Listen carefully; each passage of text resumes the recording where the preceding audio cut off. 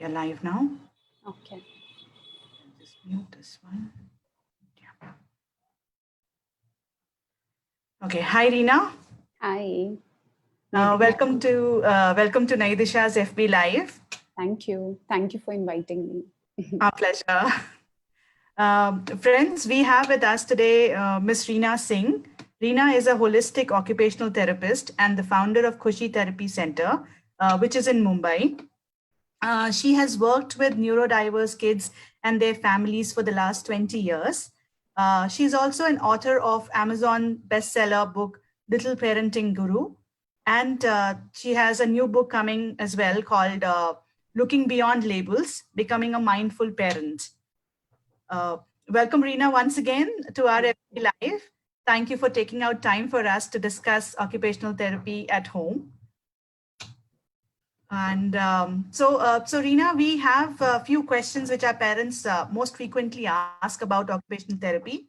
What I'll do, I'll just go one by one and discuss, you can discuss about those questions. Sure. Okay. The first one which we have is, how do I know whether my child really needs an occupational therapist or not? Okay. And when I read the question that you sent me, the second part of the question also says that how would I know whether I do the therapy at home or the therapist can suggest activities? Yes. So because the question makes a big difference when I see it in reference to the second part. So how would I know how would a parent know when they need an occupational therapist? Is because every child has a typical, what you say, developing milestones. It would be motor milestones, social development, many milestones are there. So whenever we find out that the child is not developing at the way, at the same pace at which other kids are, so it could be gross motors not emerged, the child is not jumping, or at a particular age, again every child has a different age. So if the gross motors haven't developed, if the fine motors haven't developed, if the visual perceptual skills haven't developed, then, and we know there is some kind of a gap there, language, child is not understanding. That is, of course, the domain of a speech therapist, but understanding language, using the body to plan actions. So when we find out that there's a gap and the child is not able to, and usually there's a good, 3 or 4 months of what you say, every child would be different, for a particular age, but 4 or 5 plus minus months, if we see, and if we still find out that the child is not able to achieve those milestones which any other child of his age is able to, then we know that the child needs occupational therapy assessment and an evaluation. Okay. The second part which you mentioned, so if I take this question with respect to how to do it at home, and can you just say that question again? How was it specifically? How do I know whether my child really needs an occupational therapist or not? What's the line between me trying to do activities with him or her at home and actually getting a professional involved? That was the second part, right? Yeah. So the fact is, usually every therapist has a different way of working. And there are, most of the times that the therapist will call a child to the therapy center so that those exercises can be done, and the therapist can even evaluate about which are the areas which are causing those difficulties. So that is what an occupational therapist can do, the evaluation bit of it. Then she will suggest some activities which can definitely be followed up at home, which the parent can be taught. And it is always a good idea to teach parents, because when it is done at home, it can happen more often. You don't have to keep coming every time to the therapy center. But when the child comes to the therapy center, or maybe once or twice a week, the therapist can then evaluate what has changed, what are the activities that need to be changed. And it depends on each child to child. Some kids need that change every week because they improve at a real rapid fast pace. Some, with most kids who work with me, I call them like once in 3 weeks or once in 4 weeks. I teach them exercises and then we evaluate what has changed. So I feel it's a hybrid model that works best, where the work is done at home by the parent after the therapist has evaluated and suggested what needs to be done at home. Okay. So I hope that helps you. Does that answer the question? Yes. Mhm. Okay, the other one which we have is how can I improve posture of my child? Yeah, so that's, I read, it's the posture of your child depends on so many factors. So I'm assuming here that the child, it could be, if the child has a diagnosis, then the reason for poor posture could be very different. If it's a child who's developing neurotypically, the reason for poor posture could be very different again. So I don't know what is the background and where does that question come from. But if I go back, and understand how does the posture, this biped posture that we have where we became erect, how did that come about? So there's a lot of stuff that happens before. So general I can share and I can give some idea so that it helps. So if a child has missed out or skipped some of the motor milestones, some kids skip crawling or they crawl very little. Some of them have had therapy and they were made to walk straight away. Some of them have developed normally, they started walking and all, but they skipped creeping. So a lot of stuff in between was missed out. And each of these each of these milestones are very important because they are the building blocks of helping us to have the posture that we have today. So if I want to understand how to improve posture, we need to first check the birth history and check out if all the motor milestones were achieved on time. So that is up to 1 year of age. Then after 1 year of age, most of the times when parents, this is now off late, last 5-10 years, because in the last say 20 years I've been working, first 10 years I've never had such things coming up. But now in the last 10 years, it's like, the early years of the child was spent so much on screen that the opportunity to play, to jump, to climb, to hang, there's that gross motor opportunities were not provided, or they didn't get, whatever that reason was, because of excessive screen time or for whatever reasons.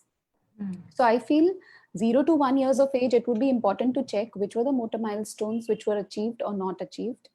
Post that, from 1 to 2 years of age, how much was the screen time that the child was exposed to? Because if that's what it is, then the posture would be compromised. Then in that case, to check if the child got enough opportunities to master the environment, which would be done by climbing. First, it is horizontal environment. So the child would, like horizontally. So it would be anything, jumping from one place to another. Once that horizontal environment has been mastered, kids want to do a lot of vertical exploration. So climbing on windows, jumping from various heights. You must have seen kids learning to jump from one step, and then from 2 steps. So they're learning, they're mastering themselves. So if all of those things have happened in the past, in their, they got those opportunities, posture would be very good. But if the posture is really bad now, then we need to check out what is the level, where are the core muscles, are they good, not good? And if they're not good, then many a times when I have worked with kids, I've seen we have to go back to a lot of work in prone position. Prone position is working on the tummy, where the child lies down on the tummy, that kind of a thing. A lot of opportunities to participate in gross motor tasks, and a lot of work on the core will help to improve posture. So this is a very general thing that I can say, but if you go on my YouTube videos, I have put in a lot of activities which are like free activities. And if you can see, there are proprioceptive activities. So if the child engages in those proprioceptive activities, or if the child engages in those vestibular activities, whatever that they are mentioned there. So if they are provided to a child, you will see that the posture does get better. Here, I don't mean to say that those general activities would help. This is just a general suggestion. A therapist would evaluate and she will specifically guide you on what is needed, where it is needed. But general opportunity for participation in outdoor play is very important. And if that's done and a good amount of work is done there, it really helps. Also important is to check for, a lot of kids these days have, low levels of a lot of supplements, like, so their vitamin D's are low, their calcium is low, a little bit of work is done and they are tired, iron levels are low. So a pediatrician can also guide, because many a times I am working on their posture and core, and I find out that no, nutritionally the child is not having enough, he's malnourished or whatever. It doesn't seem like that way, but it's always better to work hand in hand with the pediatrician. So I feel, to sum it up, a lot of work on core muscles would help a lot to make the posture better. If there is a sensory integration problem where the child has difficulties, are you there? Am I stuck? Am Yeah, I I frozen? can. No, no, no, I can hear you. Can you hear? I'm there. Yeah, I thought I was just Okay. talking to myself. No, no. I think All it froze for a bit. all right. Okay. So, so all that I'm trying to tell you is a lot of outdoor opportunities, outdoor play opportunities, a lot of proprioceptive activities are wonderful. And if it is specific information, then after evaluation, we'll get to know what exactly is needed. But a lot of outdoor play is what I would suggest, you know. Okay. So I'm just posting in the comment section your YouTube channel so that people can, actually look at those activities. Just give Yeah. me a minute. Yeah. Um, So for all the parents who've asked for Reena's YouTube channel, I've just posted the link. I'll pin it also in the comment section. So please go and check Reena's YouTube channel. In fact, in that channel, of late, when Corona thing happened and everybody was at home and parents were very concerned what to do at home, therapies are not happening and all, that time we made a lot of simple, small, very simple Corona pandemic kind activities to do at home, you know, and those activities that I've posted have a lot of work where we are working on core. So they are all there. And in fact, in each of the video below, I have posted this would help for core, this would help for fine motor, this would help for whatever. So if they go through it, it would give them information. Yeah, I think that will be very helpful. So I've posted the link. Please do check. The next question, Reena, which we have is, can you give some tips on how to improve writing skills for my child? I love this question because this is what everybody asks very commonly. So, writing, you know, it's like a very fine motor skill, you know. So, to be able to write, we need to have good fine motors. And to have good fine motors, I need to have good shoulder strength. To have good shoulder strength, I need to have good core strength. So, if my core is strong, then I can make my shoulder work better. If my shoulder is good, then I would work on fine motors. And that's it. You know, many a times, if you just work on the core muscles and work on the shoulder stability, fine motors develop automatically, you know. And when they develop automatically, writing comes very automatically. But yeah, there are a few tips that I can give you on what needs to be done for writing. But this is important that if I just work on writing, and if I just practice only fine motor, it won't happen. You know, you need good core which can stabilize and help the shoulder to do its work. And when shoulder stabilizes, wrist has to be good, the wrist stability has to be good, then fine motors, and then writing. But if I talk about general stuff, simple small things would be that if I use very small, you know, this size, what I'm actually showing you, this size crayons, if I can use, and if I can give a child to scribble big over big surfaces rather than make them write in those small boxes. So that would help. Also, most of the times we make a child write on a horizontal surface. It would be a good idea to make them do on a vertical surface. A lot of where this shoulder and the trunk make an angle of more than 90 degrees, and let them scribble around, let them make a lot of, you know, whatever that they want to do. So a lot of vertical work would help.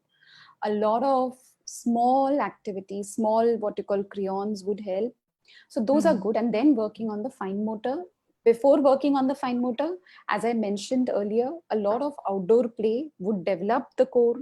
Shoulder stability would get better by hanging over those monkey bars and hanging over those pull-up bars, by hanging, you know, a lot of those jungle gyms, you know, those semicircular ones. And so a lot of those kinds of activities would develop. And when I'm able to control my full body, then my fine motor and the control over my fingers gets better automatically. Many a times when I've worked with all of these activities, I still find that children have difficulty with writing. That's because a lot of fine motor, I won't say fine motor, hand reflexes are present. So there are a lot of reflexes like there's Babkin, there's palmar grasp. When those primitive reflexes are present, they need to be integrated also. So I feel in general, if you speak, hello.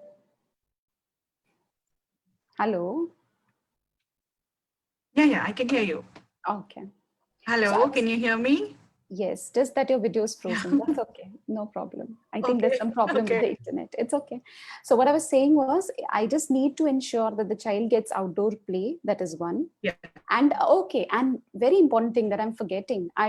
We always Okay. feel that writing is about fine motors.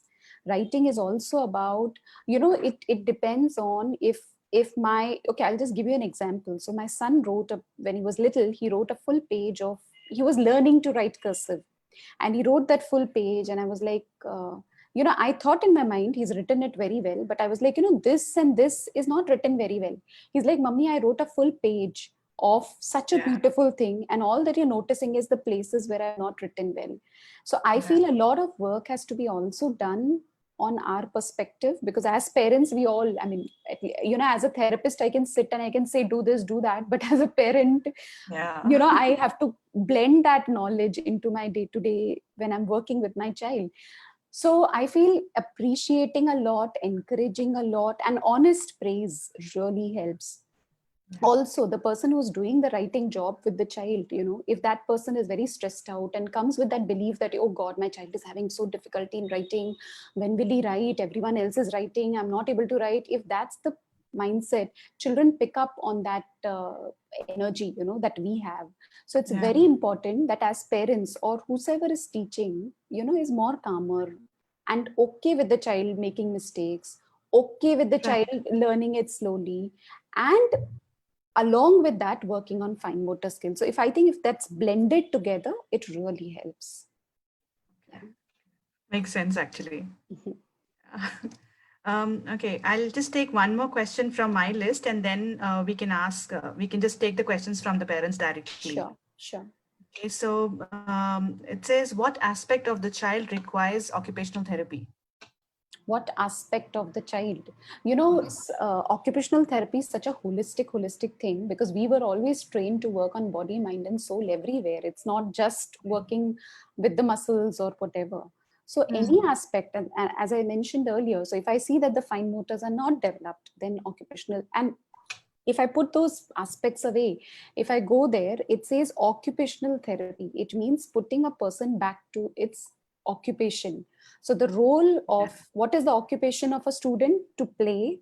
So if the child is not able to play, if the child is not able to make friends, if the child is not able to, if the child is being bullied or bullying others or whatever, so if that is one aspect.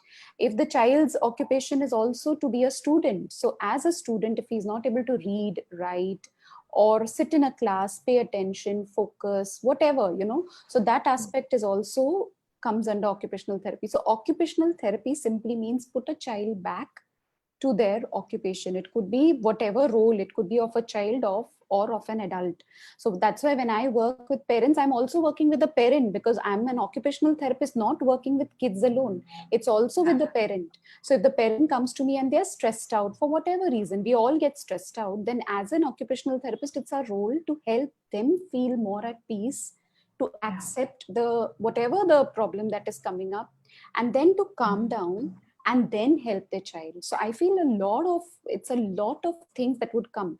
And now if I go to area wise, then fine motor skills, gross motor skills, visual perceptual skills, social participation, attention, focus, sensory issues, there's so much that we can, we really help out. And if you read my book, it has everything.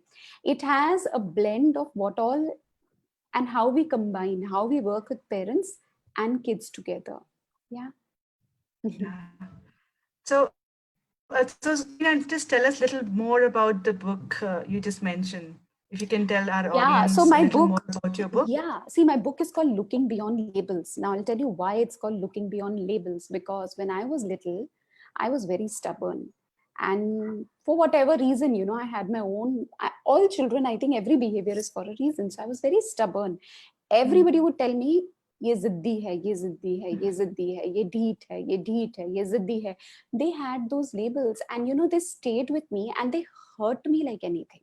Yeah. Really hurt me, because nobody saw me beyond those labels. They were only, she's this kind, she's ziddi. Every time when our cousins would meet, oh, Reena is to like this only. So it hurts when people have a label given to you.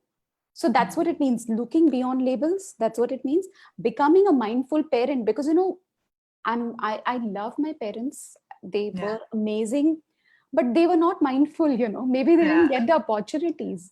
If they were mindful, and if they saw me beyond my label, of course, I mean, everything happens for a reason, but I feel there's a lot of trauma that comes along with those labels. And then that trauma, we need to Yes. work on it as adults. You know, it took me a lot of years to shed away those layers, that I'm not Ziddi, I'm not this, I'm not that, I am me. And that's Yeah. how I am. And I'm good the way I am, you know. Right. And when I started working, and that's why I was like, why am I so passionate working with kids? Because they were given labels too. And I saw Yeah. myself in them, you know, actually. And I was like, no, you can't be like this. So it was like me working with so many mothers. And in each of those mothers, I saw my mother, you know. Yeah.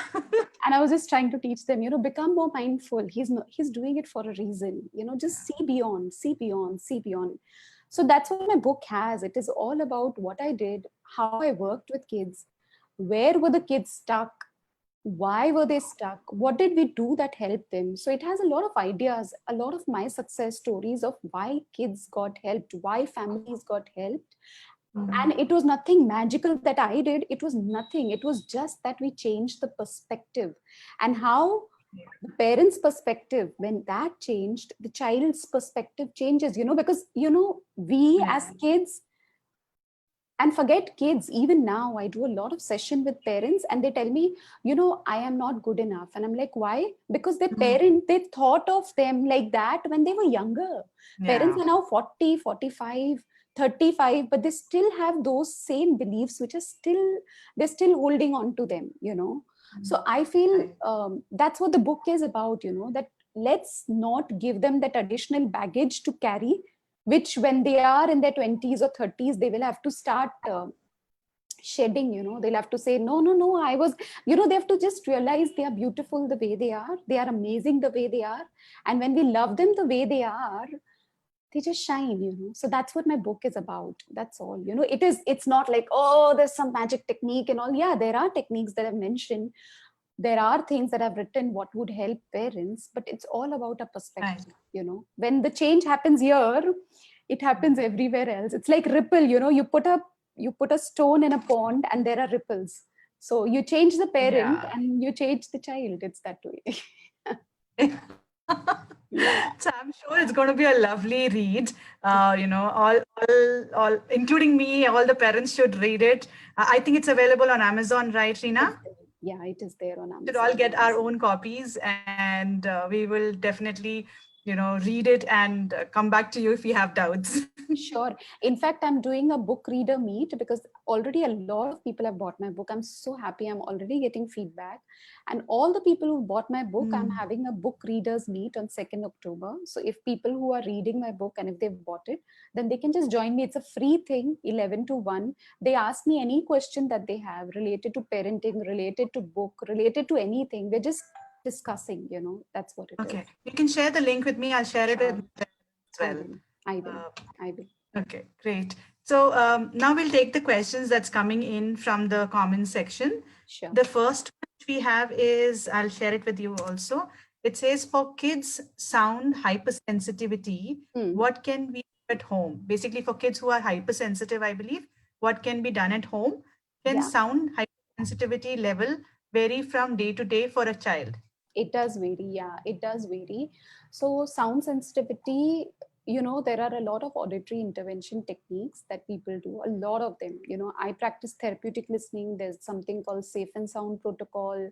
There's something called integrated learning systems. There's Stomatis, there's Samona. So, there are a lot of auditory intervention techniques, and most of them have to be done at home, because it's like, just like if I take about an exercise, a music, I will be telling the parent to play that music and at home with the child, whatever, you know, and then the parent will follow up at home.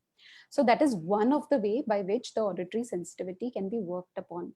The second important thing to notice is, if you see, there is this very recent theory which I've spoken a lot in my book. It's called the polyvagal theory, which talks about feeling safe and feeling unsafe. What do I mean by that is, whenever a child feels unsafe, not physically, but emotionally, if he feels unsafe, then you may find that it happens. That's how we are wired physiologically. You will see that the eye contact will reduce, the the facial expression, the orienting, everything will reduce, and the child will go into their own shell, and that's when the sensory issues would be, you would see there'll be hypersensitivity. Many a times, if the moro reflex is present, and there's another reflex called fear paralysis reflex, when these two are present, we see a lot of auditory hypersensitivity. So I feel three things if parents can do. One is maybe do some auditory intervention protocol at home. That is one. Second Okay. is make the child feel safe. When I say feel safe, I mean, it is a very small little thing, but if I have to explain, if the child suppose covers his ears when he is scared or whatever, and we say, okay, put your hands down, okay, it's okay, it's okay, it's okay, the child starts believing, oh, even this is not accepted, oh, I shouldn't be doing it, oh, they don't accept me, or whatever, like I remember one more child who came to me, and I just tried touching ear, and doing some exercise. He was not at all happy. He went into this kind of a posture, the shoulders going closer to the ears, which means he was he felt very unsafe. So I did not touch him. So what I'm trying to convey is, if a parent is very, very watchful of the posture of the child and make a proper ABC, because many a times, I'm not saying auditory hypersensitivity is just because of stress, but stress plays a major role. When the child is stressful, the sensory systems become hypersensitive. So if I'm doing an auditory intervention technique, if I'm doing integration of primitive reflexes, and very important, I ensure that I prepare the child well in advance for everything, and there is predictability, he feels safe, that's how I feel we can work on the hypersensitivity. Okay. Okay. The second question which we have is, an autism child throws away every liquid he found. Basically, he throws away every thing which is liquid in the house. I'm not sure what the question is though. Uh, so if Oh, you can yeah. rephrase the question and send it to us again. Yeah. Meanwhile, I'll just read the third question. It says, it says kids repetitive play should be allowed. So they're asking if kids repetitive play should be allowed. My kid has started collecting pillow and bed sheets from all rooms and make a home kind with him in between. So he probably makes a home out of it and he sits in between. If we stop him from removing bed sheets, he gets angry. So Yeah, then in that case, what I would do is I would use that opportunity to play with the child. And I would also say, I want to come into your house, and I would play till the child feels that he's played enough. That is one. Second is, he may be doing it because he wants that pressure. Could be, So we need to check out if he needs that kind of a deep pressure hug or something. So in the context of play, like a house, I would give him pressure on his, with a therapy ball or whatever. That's what I can do. This is again all general stuff because I've not seen the child. But I would use that opportunity to build connection with the child. And once he's played, and I have played with the child for good half an hour, 45 minutes with that particular activity, and I prepare the child well in advance, so we play with this for this long, and I show them the clock, and I say, see, when the big hand comes to, so it's now at 6 in my house, and I tell the child, see, when it comes to 12, then mama's going to put the bed sheets away, okay, then playtime is over. So I'm preparing the child well in advance, so one is that I join the child in the play, I prepare the child well in advance when that play will be over. And third is I would check if there's a sensory need around that play, and if there is a sensory need, I address that sensory need also. Many a times parents tell me my child doesn't understand the concept of clock or 12 or whatever. Then I put a sticker on the big hand of the clock, could be any sticker, star or whatever. And I'll put a sticker on the outside of the clock. And I'll put, outside. So if I put another sticker at 12 on the outside of the clock, and there's another one on the big hand, and I say when the stickers match, time for playing with this bed sheet is finished, then mama will put it away. Mama will give it to you again. And it's important that we stay on our word. We give it to the child again. I had this child who would keep playing with this kind of a thing, all the time. and parent was busy hiding it and the child was busy searching for it. That was all that happened the full day. And then I told the parent, if you can give this child every day for a specific time, same time every day, you let the child take it. So that child was allowed to play. And every time the clock was shown, ki for half an hour you can play. So he would play it and a specific place where that, that stringy thing was kept. So he couldn't take it every day at that same time. In between, if he took it at any other time, mother said, no, it's not time for that. It didn't set up immediately, but then after a few days or 7-8 days, he knew that mama is not going to take it away. I am going to get it. It is right in front of me. When she says she gives it to me, he stopped playing with it because he knew that he has access to it. So Yeah. that's what can be done. Okay. The other one is how to reduce hand steaming. What can we do to reduce it? So hand stimming, I don't know what exactly it is. Is it this flapping? Is it this thing? Or is it this? I don't know what it is. But whatever it is, I can just again give you a general thing, not a very specific one. But most of the time, kids are flapping their hands or stimming because they want to regulate themselves. So it's a form of self-regulation. I wouldn't want to stop it, but I want to teach his system a mature form of regulating himself. So if the child is flapping a lot, it could be that he wants pressure here. That could be one of the things. And again, it depends on what is the kind of hand stim that you're talking about. If it is about this, or if it's about this, or kids do a lot of this, a lot of the comb like things that they want to see through, or a lot of baskets that they want to see through, then that is because they're using the visual sense to activate the vestibular system, because the vestibular system is immature. So if a lot of vestibular activities are given to the child, it would help. Now, it's very important to be careful to be doing the vestibular stuff under an occupational therapist, because if there is too much vestibular overload, the child may get disorganized. Because, with us, when we go round in circles, there's something funny that happens in our stomach and we know we don't want it more. But with kids, they don't know when to stop. So if that happens, they may go into an overload. So, but for generally, if you want to see, any kind of a vestibular input, so maybe, just swinging front and back, that is a kind of vestibular input. Bouncing on a ball is a kind of a vestibular input. So there's so many types. And in fact, as I told you in my channel, if you just Google, if you just put that vestibular activities, I think I have two set of videos on vestibular. So any one of those, if the child gets the vestibular input, he will not have the need to stimulate himself using his hands, Okay. So Reena, we have a couple of questions. I know we are out of time. Would you be able to take them quickly?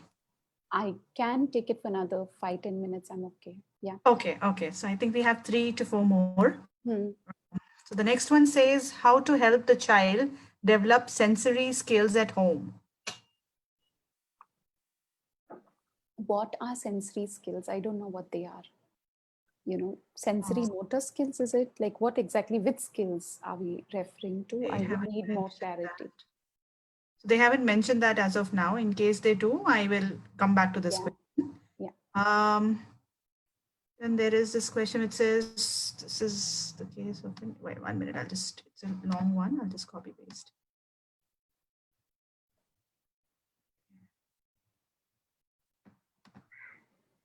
I lost the question. 1 minute.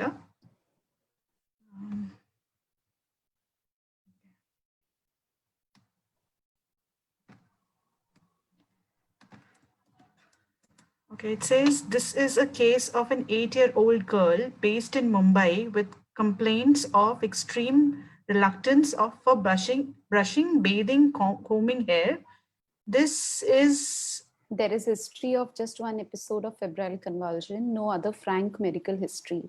Is there a possibility of the child having any sensory issues? And in the present conditions, how can I refer them for OT assessment? I'm handling it as a counselor. I am, so whatever that you're mentioning, extreme reluctance for brushing, bathing, combing hair is definitely sensory, for sure. And how can I refer them for an OT assessment? Most occupational therapists are taking online sessions and they would be able to help you out. If I was to work with this child, I would just ask for a video of, where you're trying to bathe or not bathing, I won't take that, but combing hair and the child is not wanting and not allowing brushing teeth. So I would take a video to understand whether it is really a behavior or a sensory, and where is it more. So once I see the child and a video, and then I can suggest strategies, what needs to be done. So any occupational therapist can help you out, you know. Okay. The other one says, my son writes with small chalk piece very well, but when it comes to pencil, he asks me to support his hand. He's not able to support a pencil well. So that means, one is, I don't know the age of the child, so I don't know, I cannot comment. But the other thing is, that means he needs more time to still practice with the chalk. One, he needs a lot of time to do a lot of work over vertical surfaces.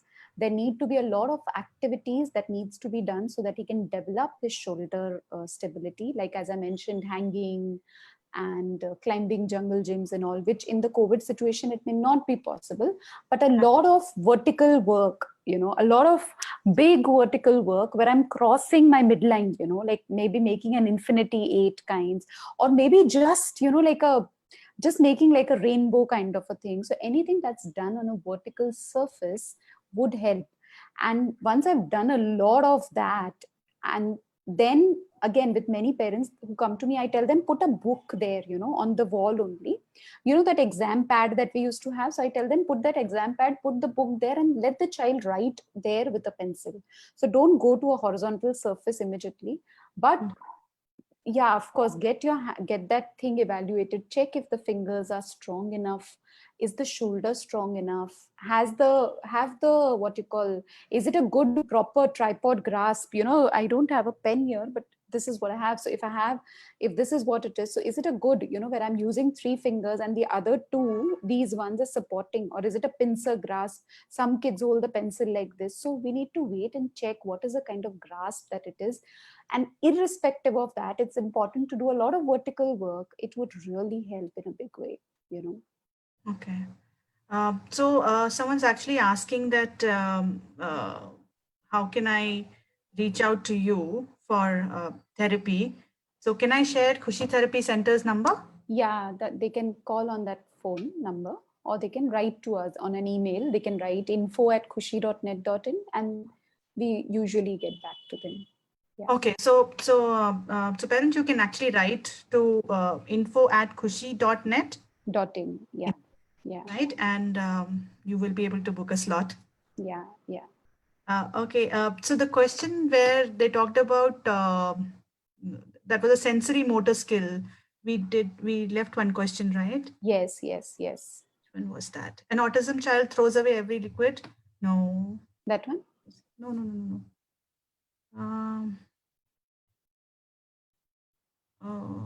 How to help a child develop sensory skills at home. Yeah. So again, it's not very sure. I'm not very sure, but I'm assuming that they're talking about motor planning, and motor planning meaning if the child is not able to copy the actions, is it that you're trying to refer to?